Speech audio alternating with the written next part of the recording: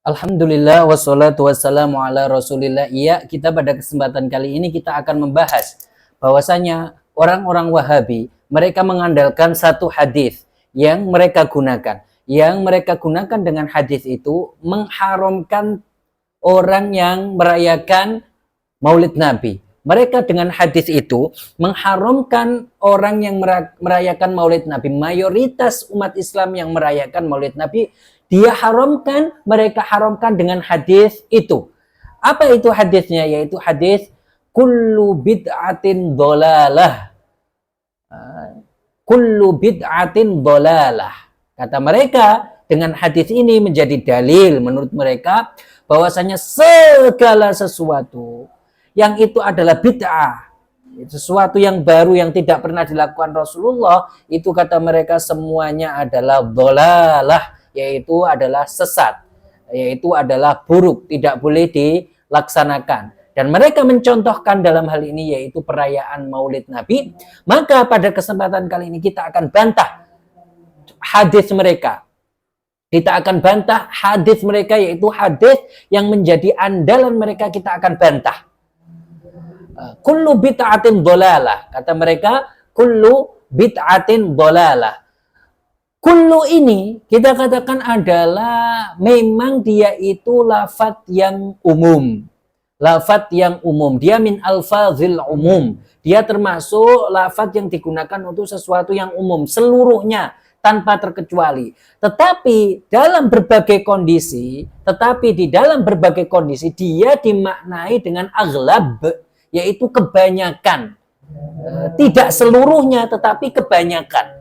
Contohnya apa? Contohnya yaitu pada hadis ini, bahwasanya Rasulullah Shallallahu Alaihi Wasallam mengatakan kullu bid'atin dhalalah, tetapi maksudnya adalah tidak seluruhnya, tanpa terkecuali. Akan tetapi maksudnya adalah kebanyakan bid'ah itu adalah dhalalah, itu adalah sesat. Hal ini sesuai yang dikatakan oleh Al-Hafidh An-Nawawi di dalam syarahnya, yaitu syarah Sahih Muslim. Beliau mengatakan innahu amun makhsus wal muradu bihi ghalibul bid'ah. Innahu amun makhsus wal muradu bihi ghalibul bid'ah. Kata beliau, maksudnya itu adalah amun maksus. Apa maksudnya? Yaitu lafadznya umum, yaitu menggunakan kul, tetapi maknanya itu khusus, yaitu apa? Yaitu sebagian atau kebanyakan bid'ah itu adalah sesat. Nah, jadi memang seperti itu. Oleh karena itu para ulama mengatakan apa? Bid'ah seperti halnya yang dikatakan oleh Al-Imam Nawawi terbagi menjadi dua. Sebelum kita membahas bid'ah terbagi menjadi dua, bid'ah itu apa? Bid'ah itu adalah secara bahasa ma'uhditha ala ghairi mithalin sabaq, yaitu sesuatu ma'uhditha ala ghairi mithalin sabiq, yaitu sesuatu yang diadakan tanpa adanya contoh sebelumnya. Itu namanya bid'ah secara bahasa. Kemudian secara syara, bid'ah itu adalah kullu syai' lam yanussa alaihil Qur'anu walal hadis, yaitu al-muhdatsu alladzi lam yanussa alaihil Qur'anu walal hadis. Jadi sesuatu yang baru yang tidak pernah dinaskan secara sharih di dalam Al-Qur'an juga di dalam hadis. Maka para ulama mengatakan bid'ah ini, yaitu sesuatu yang baru ini, terbagi menjadi dua. Terbagi menjadi dua. Ada bid'ah sayyi'ah, bid'ah dhalalah, ada bid'ah hasanah. Bid'ah yang sayyi'ah itu apabila dia itu tidak sesuai dengan syarak. Karena apa? Karena ini berdasarkan hadis Rasulullah Shallallahu Alaihi Wasallam yang diriwayatkan oleh Sayyidah Aisyah, bahwasanya Rasulullah mengatakan man ahdatsa fi amrina hada ma laisa minhu fahuwa raddun. Barang siapa yang dia membuat perkara baru yang tidak sesuai dengan syarak, maka dia itu adalah raddun ay mardudun, yaitu adalah tertolak. Yang tidak sesuai dengan syarak, yang bertentangan dengan syarak, itu mardud. Mafhumnya berarti sesuatu yang baru, yang sesuai dengan syarak, maka dia itu adalah makbul. Itu diterima karena ada hadis lain juga yang disebutkan oleh Rasulullah, bahwasanya Rasulullah mengatakan man sanna fil islami sunnatan hasanatan falahu ajruha. Barang siapa yang membuat perkara baru di dalam Islam yang dia itu adalah perbuatan baik, maka dia mendapatkan pahala. Berarti bid'ah itu terbagi menjadi dua, sebagaimana halnya yang dikatakan oleh Al-Hafidz An-Nawawi juga seperti itu, yaitu apa? Bid'ah yang sesuai dengan syarak, yang terkenal dengan bid'ah hasanah. Contohnya apa? Perayaan Maulid Nabi ini, dan pembangunan mihrab, tarawih secara berjamaah.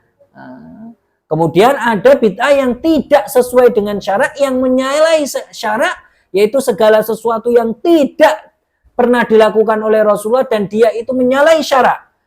Ini disebut dengan bid'ah sayyi'ah, bid'ah dhalalah, yang sesat, yang buruk. Seperti apa? Seperti akidahnya orang-orang mujassimah, akidahnya orang-orang musyabbihah, yang mereka menyerupakan Allah dengan makhluknya. Ini bid'ah yang buruk. Contohnya seperti itu. Kita kembali lagi ke tadi, bahwasanya berarti lafadz kul di dalam hadis tadi ini namanya maknanya adalah ghalib, aglab, yaitu kebanyakan.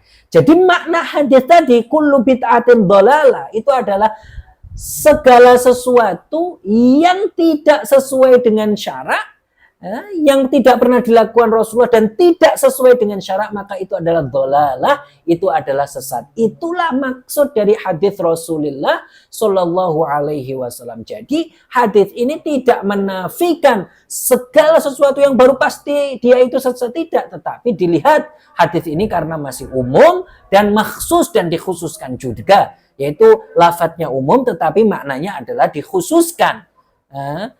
Bahwasanya maknanya adalah segala sesuatu yang dia itu bertentangan dengan syariat, perkara baru yang bertentangan dengan syariat, maka itulah yang dihukumi sebagai dhalalah. Tidak semua perkara baru dihukumi sebagai dhalalah tanpa terkecuali, tidak. Maka orang Wahabi harus paham ini. Kullu bid'atin dhalalah jangan diterapkan di hadits untuk melarang orang-orang maulidan, karena maulid Nabi itu adalah perkara yang di dalamnya adalah perbuatan-perbuatan baik, maka dia itu terkecualikan di dalam hadis ini, tidak masuk dalam hadis ini. Yang masuk dalam hadis ini adalah segala sesuatu yang bertentangan dengan syarak. Maka pertanyaan selanjutnya, apa yang bertentangan dengan syarak di dalam perayaan Maulid Nabi? Tidak ada. Artinya apa?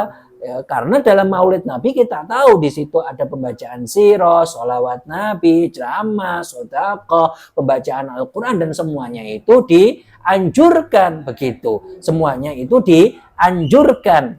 Seperti itu. Kemudian kalau orang Wahabi mengatakan, kamu ini mengatakan kul, itu maknanya adalah sebagian besar. Kamu ini mengada-ngada, tidak ada dalam bahasa Arab kul semua, terus artinya kamu katakan sebagian besar bid'ah itu sesat. Kita katakan berarti kalian belum memahami konteks dari bahasa Arab. Karena ada di beberapa kesempatan kalimat kul itu memang diartikan dengan aglab. Dan ini kita akan buktikan. Memang seperti itu. Seperti firman Allah Subhanahu wa Ta'ala yang di situ menceritakan tentang angin yang dikirimkan kepada kaum Hud. Bahwasanya Allah Subhanahu wa Ta'ala berfirman di dalam ayat Al-Qur'an, tudammiru kulla syai'. Jadi angin ini tudammiru kulla syai', merusak kulla syai'. Tetapi kulla syai' ini bukan berarti semuanya rusak dengan angin ini tanpa terkecuali, tidak. Karena surga tidak rusak, langit tidak rusak. Akan tetapi maksudnya adalah kebanyakan itu rusak. Kenapa? Karena angin ini merusak kota mereka. Angin ini merusak rumah-rumah mereka yang di bumi. Ini membuktikan apa? Kul di sini bukan berarti seluruhnya tanpa terkecuali. Kalau seandainya kul itu bermakna seluruhnya tanpa terkecuali, maka surga juga rusak, langit juga rusak. Tapi kenyataannya tidak seperti itu. Itu contohnya. Kemudian contoh selanjutnya adalah Rasulullah Shallallahu Alaihi Wasallam bersabda, wa kullu ainin zaniyah. Kullu ainin zaniyah. Ini menceritakan tentang dosa mata, yaitu zinanya mata, yaitu melihat. Artinya melihat seperti melihat, artinya dosa kullu ainin zaniyah. Artinya apa? Dosa yang bersumber dari mata seperti apa contohnya? Seperti seseorang melihat aurat misalkan. Seperti itu contohnya. Melihat auratnya seseorang. Itu contoh dosa mata.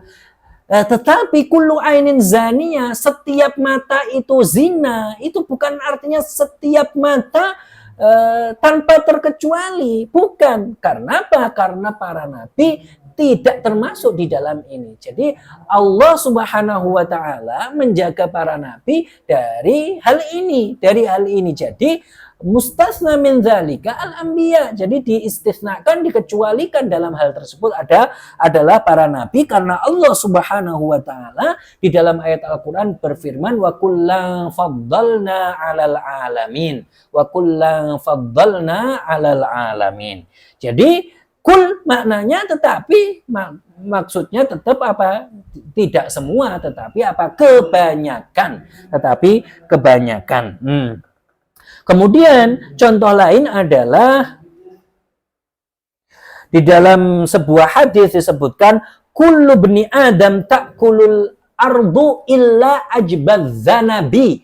Jadi seorang manusia yang sudah meninggal dunia, maka badannya akan dimakan oleh tanah, kecuali satu bagian badan yang tidak dimakan oleh tanah. Itu apa? Yaitu ajbudz zanab, yaitu tulang ekor. Di sini kan menggunakan lafadz kul, tetapi bukan maksudnya seluruhnya tanpa terkecuali, seluruh manusia seperti itu, bukan.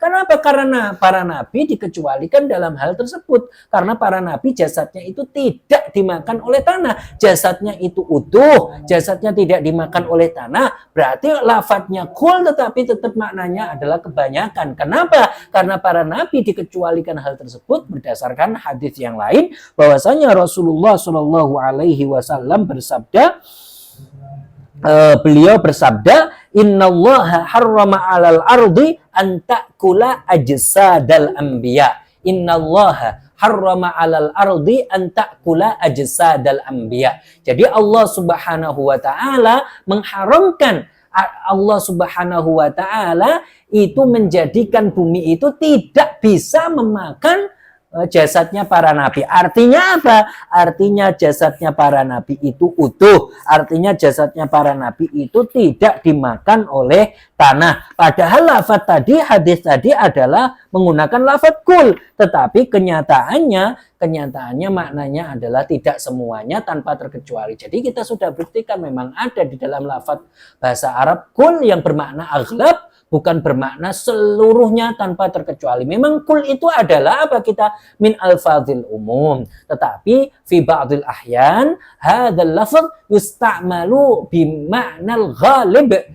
Jadi sebagian kondisi lafadz ini digunakan dengan makna apa? Kebanyakan, seperti halnya hadis-hadis yang telah kita sebutkan. Terakhir kita akan menyebutkan kalam dari Al-Imam Asy-Syafi'i. Beliau mengatakan qala Al-Imam Asy-Syafi'i radhiyallahu taala anhu, al-muhdatsatu minal umuri darban. Sesuatu hal yang baru itu terbagi menjadi dua. Ahaduhuma ma'uhditsa mimma yukhalifu kitaban au sunnatan au ijma'an au atharan fahadhil bid'atud dhalalah. Kata beliau, yang pertama itu adalah segala sesuatu hal yang baru yang menyalahi kitab Al-Quran, yang menyalahi sunnah, yang menyalahi athar, maka ini adalah bid'ah dhalalah. Kata beliau bid'ah dhalalah. Kemudian beliau melanjutkan wasaniyatu ma'uhditsa minal khair ma la yukhalifu kitaban au sunnatan au ijma'an wa hadhihi muhdatsatun ghairu mazmumah.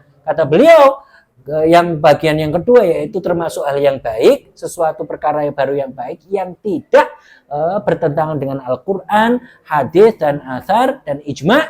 Ini adalah bid'ah yang baik atau disebut dengan ghairu madhmumah, bukan hal yang buruk, atau disebut dengan bid'ah hasanah, perkara baru yang baik. Hal ini diriwayatkan oleh Al-Baihaqi dalam isnad yang sahih di dalam kitabnya Manaqibus Syafi'i. Lihatlah orang-orang Wahabi setelah apa yang saya paparkan, silahkan kalian itu membantah, tetapi dengan ilmiah, bantahan kalian di kolom komentar. Begitu. Jadi maka setelah kalian mendengarkan kajian ini, maka kalian harus berpikir, introspeksi bahwasanya jangan kalian mendengarkan hanya di guru-guru orang-orang Wahabi, kemudian mereka menggiring opini bahwasanya segala sesuatu dengan berdasarkan hadis ini itu adalah kalau itu hal yang baru, mereka katakan itu adalah sesat. Maka kalian jangan percaya hal itu. Maka kalau bisa bantahlah hal ini dengan hadis, dengan dalil. Kalau ada, maka kalau tidak ada, maka kalian, kalau tidak bisa, maka kalian harus mengatakan halal insaf, harus objektif, bahwasanya apa yang mereka sampaikan itu tidak benar. Tidak seluruh perkara yang baru, tidak seluruh bid'ah itu adalah sesat, tetapi bid'ah itu yang sesat itu jika tidak sesuai dengan syarak, jika menyalahi syarak.